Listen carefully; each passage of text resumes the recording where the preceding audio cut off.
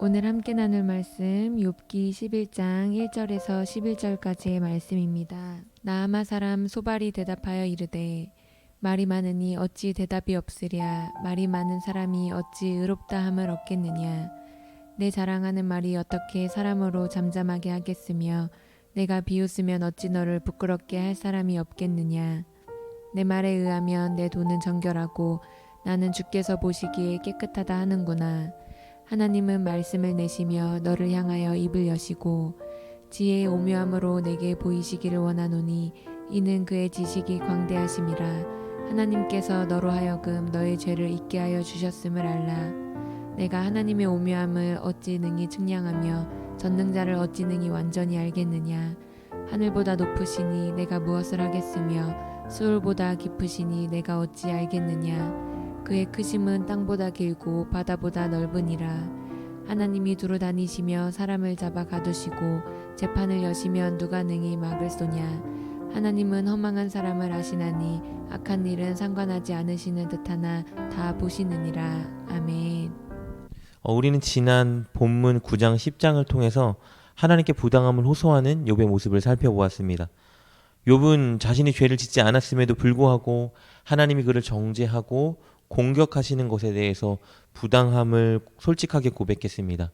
그리고 자신의 현실이 너무 괴롭고 고통스러운 나머지 하나님께 죽여달라 간구하는 모습도 살펴보았습니다.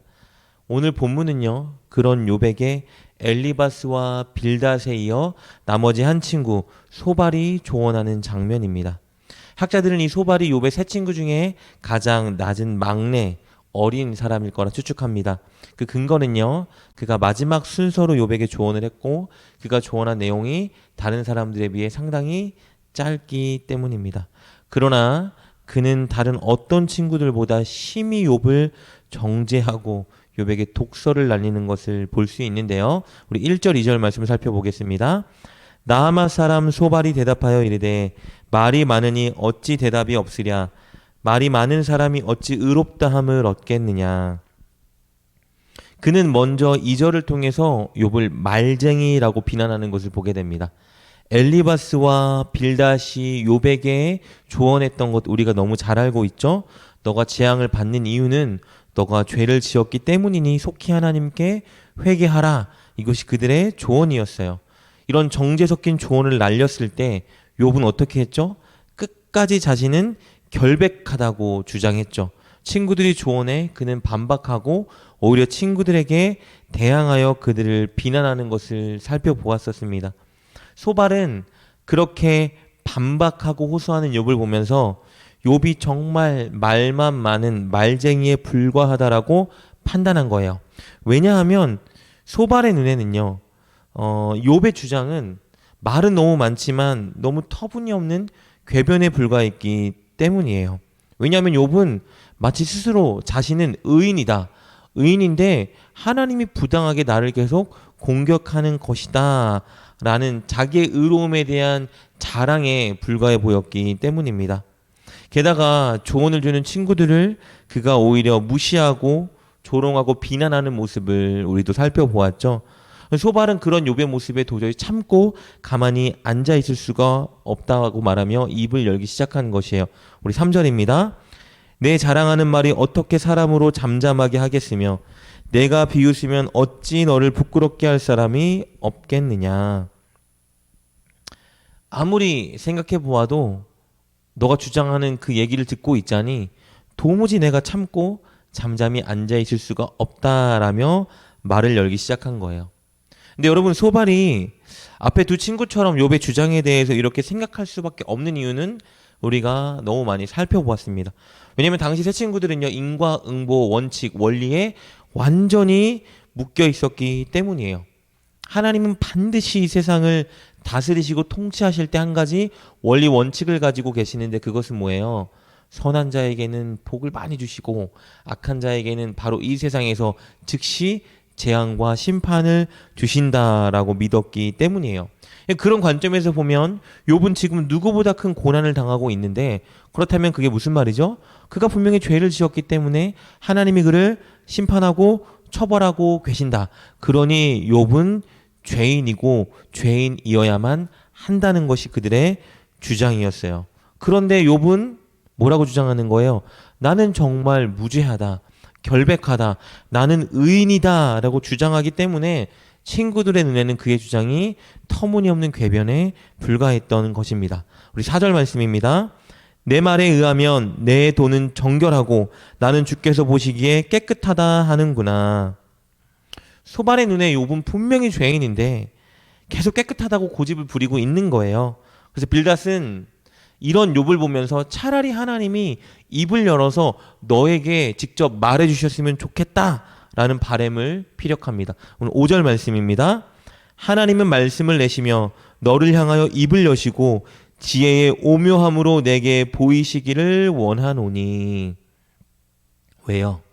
하나님이 욥이 죄짓고 있는 것, 그의 마음에 악한 것, 그가 깨닫지 못했던 그의 부정한 모든 모습들을 다 지켜보고 기억하고 계신다고 믿었기 때문에 하나님이 차라리 나타나셔서 입을 열고 너에게 네 죄가 무엇인지 알려주셨으면 차라리 좋겠다라고 말하는 거예요. 우리 10절 11절 하나님이 어떤 분인지 볼까요? 하나님이 두루다니시며 사람을 잡아 가두시고 재판을 여시면 누가 능히 막을 소냐. 하나님은 허망한 사람을 아시나니 악한 일은 상관하지 않으시는 듯하나 다 보시느니라. 다 너의 죄악을 보고 계셨고 너가 악한 사람이기 때문에 이렇게 너를 심판하시는 거다라고 욥에게 조언을 날리는 거예요. 그런데 여러분, 소발은 이렇게 다 보시고 다 아시는 하나님께서 욥에게 은혜를 주신 것이 있다라고 주장을 해요. 그것은 무엇이냐면요, 하나님이 너무 자비하셔서 욥이 그렇게 너가 죄인임에도 불구하고 지금 너에게 내리시는 그 벌은 너가 지은 죄에 비하면 너무 약한 가벼운 처벌을 너에게 주고 계시는 거다라는 거예요. 6절 말씀 볼까요? 지혜의 오묘함으로 내게 보이시기를 원하노니 이는 그의 지식이 광대하심이라. 하나님께서 너로 하여금 너의 죄를 잊게 하여 주셨음을 알라. 알라, 기억하라고 말하죠. 뭐를요? 하나님께서 너로 하여금 너의 죄를 잊게 하여 주셨음을 알라. 여러분, 이 말은 무슨 말이냐 하면요, 욥이 죄를 잊도록 하나님이 만드셨다는 뜻이 아니고요, 욥이 마치 그의 죄를 잊은 것처럼 그에게 가벼운 벌을 내리고 있다라는 뜻이에요. 그러니까 하나님이 인과응보 원칙으로 너를 다스리고 훈계하고 아프게 하고 계시는데, 그럼에도 불구하고 그 가운데 너에게 주신 은혜는 무엇이냐면 너가 지은 죄에 비하면 하나님이 아주 가볍게 너를 때리고 계신 거야 라는 겁니다. 이렇게 자신이 생각하고 믿고 있는 진리를 욥에게 알려준 후에 소발의 결론은 이것이죠. 욥에게 이제 사람이 헤아릴 수 없는, 너가 헤아릴 수 없는 아주 크고 오묘한 하나님의 지식에, 원리 원칙에 그냥 순종해라 라고 조언합니다. 쉽게 말하면요, 욥, 너가 스스로 생각하기에 너는 진짜 죄를 지은 것 같지 않고 설령 너가 알지 못하는 죄가 있다 할지라도 하나님은 오묘하고 크시고 위대하신 분이기 때문에, 너랑 생각이 다르시기 때문에, 너보다 훨씬 앞선 분이시기 때문에, 깊은 사려 깊은 분이시기 때문에 이렇게 지금 재앙을 통해서 네가 잊고 살았던, 아예 기억도 못하는 그런 죄들을 다 들춰주시며 너가 회개할 자리로 인도해 주시는 지금 상황인 거야. 그러니 이렇게 크고 오묘한, 너는 이해할 수 없지만, 너는 아니라고 하지만 그런 하나님 뜻에 너가 순종해서 그냥 인정하고 회개의 자리로 나아가라 라는 조언을 주는 거예요. 우리 7절, 8절, 9절 말씀입니다. 내가 하나님의 오묘함을 어찌 능히 측량하며 전능자를 어찌 능히 완전히 알겠느냐. 하늘보다 높으시니 내가 무엇을 하겠으며 수월보다 깊으시니 내가 어찌 알겠느냐. 그의 크심은 땅보다 길고 바다보다 넓으니라. 하나님의 뜻은 하늘보다 높고 수월보다 깊고 땅보다 길고 바다보다 넓기 때문에 너나 나나 다 완전히 이해할 수는 없다. 그런데 그 넓고 깊은 하나님이 지금 너를 이렇게 때리시고 재앙을 주시는 것은 너가 지금 깨닫지 못한 죄, 너가 지었음에도 불구하고 기억하지 못한 그런 죄들이 있기 때문에 하나님이 크신 뜻으로 오묘하게 너를 이렇게 다루시는 거니, 너 그 하나님의 놀랍고 오묘한 뜻을 너가 이해하고 헤아릴 수 없는 뜻을 인정하고 너는 그냥 순종함으로 하나님께 회개해라 라고 말하고 있는 거야. 이렇게 오늘 본문이 끝마쳐지는 것을 보게 됩니다. 여러분, 오늘 본문에서 하나님에 대해서 말하고 있는 소발의 주장, 여러분 이건 사실이죠. 하나님은요 정말 높고 깊고 넓으세요. 그래서 우리의 생각으로는 다 이해할 수 없죠. 가장 선한 길로, 우리를 가장 선한 방식으로, 때로는 우리가 이해할 수 없는 방식으로 우리를 인도해 주시는 것이 하나님이 맞아요. 소발은 이 진리를 욥에게 가르치면서 순종을 요구하고 있는 거예요. 그에게 지금 이 하나님의 성품, 이 하나님의 오묘하고 깊고 놀라운 지혜를 욥에게 적용해서 너 순종하고 따라라고 말하고 있는 것입니다. 여러분, 그런데요, 여기에서 소발이 저지른 실수가 있어요. 사람이 다 헤아리거나 이해할 수 없는 하나님의 광대하신 뜻에 대한 진리를 욥에게만 적용하고 자기 자신에게는 결코 적용하려 하지 않았다는 거예요. 여러분, 하나님의 뜻이 그렇게 높고 깊고 넓고 위대하다라면, 우리 인간이 이해할 수 없게도 일하신다라는 것을 믿는다면, 아니 한 번쯤은 소발도 자신이 지금 이해할 수 없는 이런 방식으로 욥에게 일하고 계시는 하나님이 아닐까라고 생각해 볼 필요가 있었다는 것이죠. 욥은 진짜 친구들이 볼 때 의롭게 살긴 했어요. 그리고 이렇게까지 자기가 억울하다, 나는 정말로 무죄하다라고 주장한다라면 한 번쯤은, 그렇다면 넓고 크고 오묘하신 하나님의 뜻은 어디에 있는 것일까 한번 알아보려고 노력하고 묻고 하나님께 간구해 보았어야 하는데, 소발과 두 친구는 결코 그러지 않았다라는 거예요. 자기가 아는 지식으로 욥을 단단히 정죄해 버렸고, 크고 놀랍고 오묘한 하나님의 뜻이 어디 있는지 전혀 관심이 없었다는 것입니다. 여러분, 이런 모습, 이런 실수도 우리가 때로는 저지르고 있다는 걸 명심해야 합니다. 성경의 진리, 하나님의 말씀과 가르침을 늘 내게 먼저 적용하고 나를 살펴보아야 하는데, 우리가 너무 쉽게 하나님의 말씀과 진리와 가르침을 내가 아닌 남에게 적용하고 남을 가르치려 하고 남을 재단할 때가 너무 많이 있다라는 것이에요. 즉, 우리는 하나님의 가르침으로 남을 재단하고 남을 평가하고 남을 정죄하고 스스로 답을 내리려고 할 때가 너무 많이 있다라는 것이에요. 그러나 여러분, 분명히 인정하고 알아야 되는 것은 무엇이냐면요, 하나님의 말씀과 진리는 늘 내가 나에게 먼저 적용시켜야 하는 것이라는 걸 명심해야 한다는 거예요.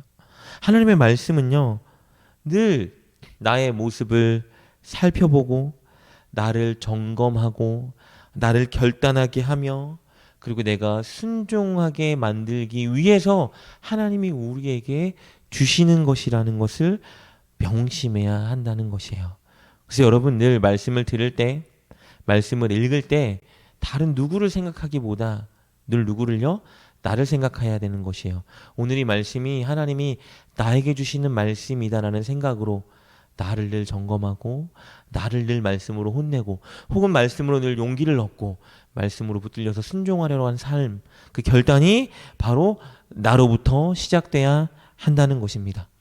여기 계신 여러분, 늘 하나님의 말씀을 여러분에게 주신 음성으로 믿고 인정하며 그것으로 여러분에게 적용시키고 여러분의 내면을 살피고 여러분에게 주신 말씀으로 믿고 순종하는 자리에 설 수 있는 저와 여러분 꼭 되실 수 있기를 주님의 이름으로 축복합니다. 기도하겠습니다. 하나님, 감사합니다.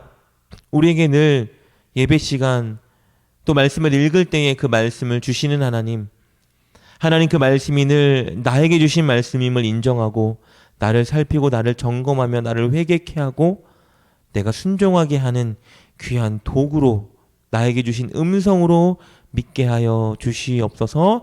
그렇게 내가 먼저 적용하고 변화되어 남에게 도전을 주는 우리 모두가 되게 하여 주시옵소서. 예수님의 이름으로 감사하며 기도드립니다. 아멘. 하나님의 말씀은 가장 먼저 우리 자신에게 주어지는 하나님의 뜻입니다. 그것은 남을 재단하고 평가하는 도구가 아니라 우리 자신의 모습을 돌아보고 점검하며 결단으로 나아가게 하는 은혜의 선물입니다. 늘 말씀을 나를 향한 하나님의 음성으로 여기고 내게 적용하고 순종하는 우리가 됩시다.